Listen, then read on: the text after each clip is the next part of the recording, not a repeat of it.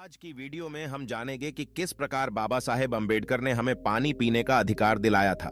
जहां पर जिस तालाब पर जानवरों को भी पानी पीने की भी मनाही नहीं थी, वह पर दलित अछूत लोगों को पानी पीना तो छोड़ो, वहां पर जाने भी नहीं दिया जाता था। बाबा साहब ने वहां जाकर पानी पीने का अधिकार दिलाया। तो चलिए जानते हैं इस वीडियो में कैसे बाबा साहब ने इस काम को अंजाम दिया।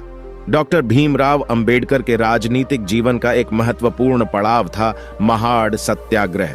20 मार्च 1927 को अंबेडकर और उनके अनुयायियों ने तालाब तक एक जुलूस निकाला था। वो लोग छुआछूत के खिलाफ प्रदर्शन कर रहे थे। हजारों की संख्या में अछूत कहे जाने वाले लोगों ने अंबेडकर की अगुवाई में चवदार के एक सार्वजनिक तालाब से पानी पिया। सबसे पहले डॉक्टर अंबेडकर ने चुल्लू से पानी पिया और फिर उनका अनुकरण करते हुए उनके हजारों अनुयायियों ने पानी पिया। उस समय अंबेडकर ने वहां मौजूद लोगों को संबोधित करते हुए कहा था, क्या हम यहाँ इसलिए आए हैं कि हमें पीने के लिए पानी नहीं मिलता है? क्या हम यहाँ इसलिए आए हैं कि यहाँ के जायकेदार कहलाने वाले पानी के हम प्यासे बिल्कुल नहीं?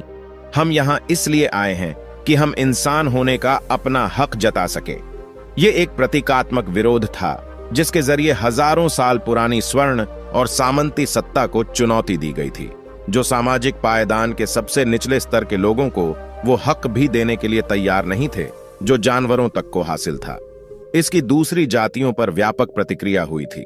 उच्च जाति के लोगों ने इसका बदला लिया और अछूते की बस्ती में जाकर जबरदस्त तांडव किया। हाल ही में प्रकाशित अंबेडकर की जीवनी apart the life and thoughts on off B.R. Ambedkar में अशोक गोपाल लिखते हैं, सवर्ण हिंदुओं ने बच्चों, बूढ़ों और महिलाओं को बुरी तरह से पीटा। इस तरह की भी अफवाहें थीं कि अछूत लोग शहर के वीरेश्वर मंदिर में भी घुसने की योजना बना रहे हैं। अंबेडकर के इस विरोध के एक दिन बाद 21 मार्च 1927 को सनातनी हिंदुओं ने तालाब के पानी का शुद्धिकरण की प्रक्रिया को अंजाम दिया था। भीमराव अंबेडकर के पिता सेना में थे और कोरेगांव में तैनात थे। उन्होंने भीमराव, उनके भाई और बहन के बच्चों को मिलने के लिए कोरेगांव आमंत्रित किया, लेकिन उन तक ये खबर नहीं पहुंच सकी कि वो किस ट्रेन से कोरेगांव पहुंच रहे हैं, इसलिए उन्हें लेने कोई भी स्टेशन नहीं पहुंचा। स्टेशन मास्टर ने उनसे पूछा कि आप कौन हैं और कहां जाना चाहते हैं। जैसे ही उसे पता चला कि वह सब महार जाति के हैं, वो बिदक कर पीछे जा खड़ा हुआ।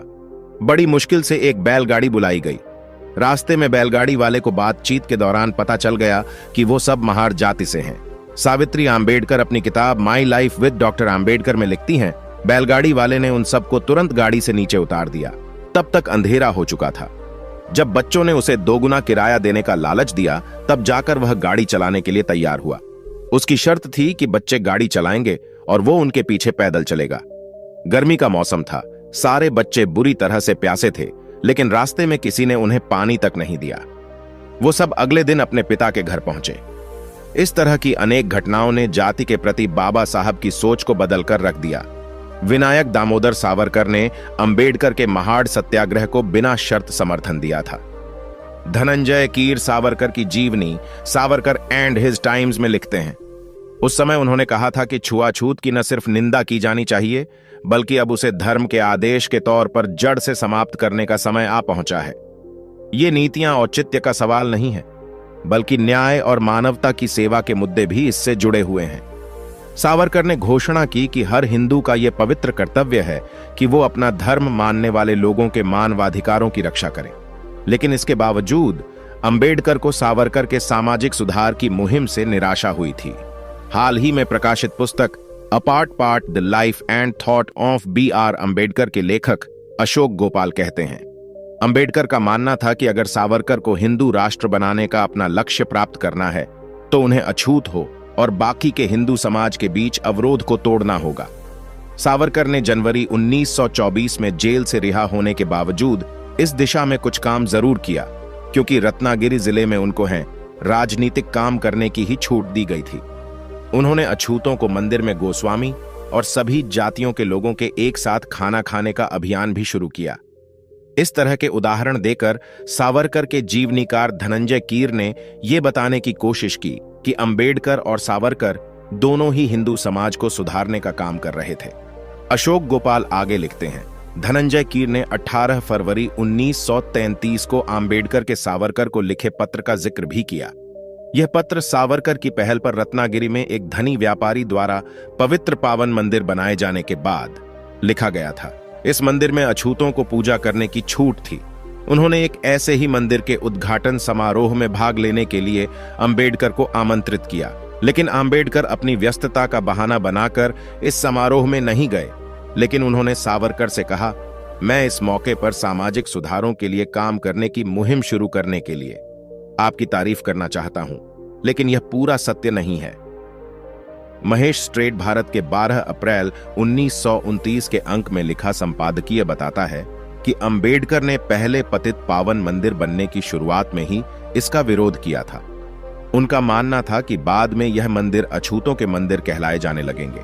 नवंबर 1930 से मार्च 1931 तक तीसरी में छपे अपने लेखों में सावरकर ने स्पष्ट कर दिया था कि वो जातिवाद का तो विरोध करते हैं, लेकिन 4 वर्ण व्यवस्था के विरोधी नहीं है। अंबेडकर सावरकर के इन विचारों को जानते थे। उन्होंने 18 फरवरी 1933 को सावरकर को भेजे पत्र में लिखा था, आपका अभी भी चतुर्वर्ण शब्द का ये कहकर वकालत करना की योग्यता पर आधारित है, दुर्भाग्यपूर्ण है। हालांकि मुझे उम्मीद है कि आने वाले समय में आप में इस हर जरूरी और शरारतपूर्ण शब्द जाल से छुटकारा पाने की हिम्मत आ जाएगी। अशोक गोपाल लिखते हैं कि सावरकर ने ऐसा करने की मंशा नहीं जताई और उसके बाद से सुधार प्रयास में अंबेडकर की दिलचस्पी कम होती चली गई। लेकिन इस बीच अंबेडकर ने पंजाब के हिंदूवादी आर्य समाधि नेता भाई परमानंद के प्रयासों को आशान्वित होकर देखना शुरू कर दिया। सावरकर की तरह परमानंद ने भी भारत में ब्रिटिश सरकार को हिंसक तरीके से गिराने के षड्यंत्र की कथित योजना बनाने के लिए अंडमान की जेल में रखा गया था। सन 1920 में अंडमान से रिहा होने के बाद परमानंद जात पात तोड़क मंडल के अध्यक्ष बन गए थे। सन 1927 में उन्होंने इसका नाम बदलकर हिंदू साम्यवाद मंडल रख दिया था।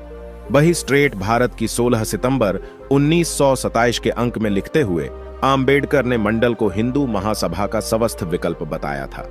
अशोक गोपाल का मानना है, अंबेडकर को शायद इस बात की भनक नहीं थी कि भाई परमानंद ने जात पात तोड़क मंडल का नाम हिंदू सा मेवाड़ मंडल इसलिए रखा था क्योंकि लाहौर के आर्य समाधि जात पात तोड़क मंडल नाम से अपने आप को सहज नहीं पा रहे थे। वह एक ऐसा नाम चाहते थे जो चतुर्वर्ण व्यवस्था को सही ठहराए। बाद में अंबेडकर का जात पात तोड़क मंडल से भी मोह भंग हो गया था। दिसंबर 1935 में संगठन ने लाहौर के अपने वार्षिक सम्मेलन में अंबेडकर को अध्यक्षीय भाषण देने का न्योता भेजा था। जब अंबेडकर ने अपने भाषण की प्रति वहां भेजी तो उन्होंने उनसे उसमें कुछ संशोधन करने के लिए कहा, जिसे अंबेडकर ने अस्वीकार कर दिया। लंबे पत्राचार के बाद उन्होंने सम्मेलन को रद्द कर दिया। बाद में अंबेडकर ने इस भाषण को अपनी किताब एनिहिलेशन ऑन ऑफ कॉस्ट में हो छपवाया। अंबेडकर का मानना था कि स्वराज्य आने से पहले हिंदू समाज में जाति विहीन व्यवस्था बनाना जरूरी है।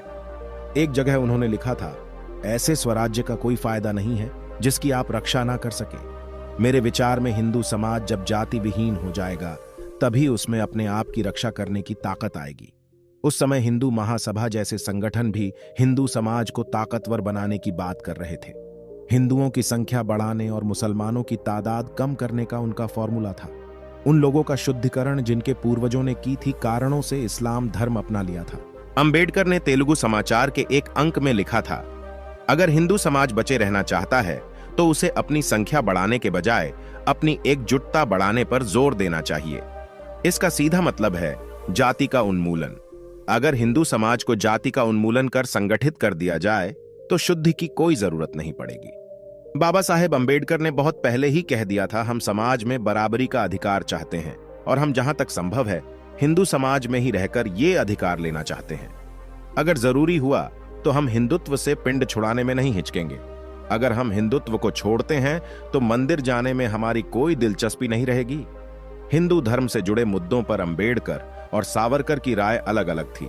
जब अंबेडकर ने यह कहा था कि हिंदू धर्म छोड़ने में उन्हें कोई हिचकिचाहट नहीं होगी, उन्होंने यह साफ नहीं किया था कि वो बौद्ध धर्म अपनाने के बारे में सोच रहे हैं। इस विषय में सावरकर ने निर्भीत के 3 नवंबर 1935 के अंक में एक विस्तृत लेख लिखा था। सावरकर ने अंबेडकर के हिंदू धर्म छोड़ने की इच्छा पर सवाल उठाते हुए लिखा था कि हिंदू धर्म में भी हर संगठित धर्म की तरह तर्कहीनता के कुछ तत्व है, लेकिन दूसरे धर्मों में भी इस तरह की तर्कहीनता पाई जाती है। उन्होंने अंबेडकर से अपील की थी कि वो अपने बौद्धिक ज्ञान और प्रभाव का इस्तेमाल कर हिंदू धर्म में रहते हुए इसमें सुधार की कोशिश करें। अगर छुआछूत से आपको दिक्कत है तो आप 10 साल तक धैर्य रखें। इस दौरान यह समस्या जड़ से दूर हो जाएगी। अंबेडकर ने इसका जवाब यह कहकर दिया था कि हिंदू समाज में छुआछूत 100 सालों के बाद भी रहेगा। सितंबर 1929 में अंबेडकर ने एक मुकदमे के सिलसिले में सावरकर के शहर रत्नागिरी की यात्रा करने की योजना बनाई थी। सावरकर ने उन्हें शहर के नागरिकों की ओर से विठल मंदिर में भाषण देने का न्योता दिया। अंबेडकर इसके लिए सहमत भी हो गए, लेकिन नए मौके पर उन्हें एक तार मिला, जिसकी वजह से उनका बंबई जाना जरूरी हो गया। उन्हें रत्नागिरी की अपनी यात्रा रद्द कर देनी पड़ी और इस तरह शहर को अंबेडकर और सावरकर के एक मंच पर बैठा देखने के मौके से हाथ धोना पड़ा। अंबेडकर ने अपने एक भाषण में स्पष्ट कर दिया था कि उनका हिंदू धर्म में बने रहने का कोई इरादा नहीं है।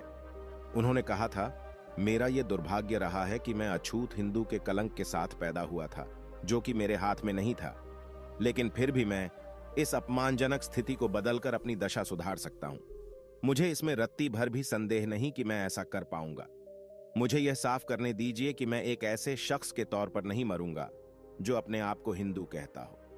अंबेडकर के इस वक्तव्य पर पहली टिप्पणी महात्मा गांधी की तरफ से आई थी, जिन्होंने समाचार एजेंसी एसोसिएट प्रेस को दिए इंटरव्यू में कहा था, डॉक्टर अंबेडकर का यह कथन विश्वास करने योग्य नहीं है। हिंदू महासभा के नेता बालकृष्ण और कांग्रेस नेता डॉक्टर राजेंद्र प्रसाद ने कहा कि धर्मांतरण के गंभीर परिणाम हो सकते हैं। सावरकर का कहना था कि अस्पृश्यता 10 सालों के अंदर समाप्त हो जाएगी और 1 लाख अछूतों और 1000 म्हारों में से 10 से अधिक लोग धर्म बदलने में अंबेडकर का अनुसरण नहीं करेंगे। सावरकर की दलील थी कि कोई भी धर्म तर्कवाद पर खरा नहीं उतरता है।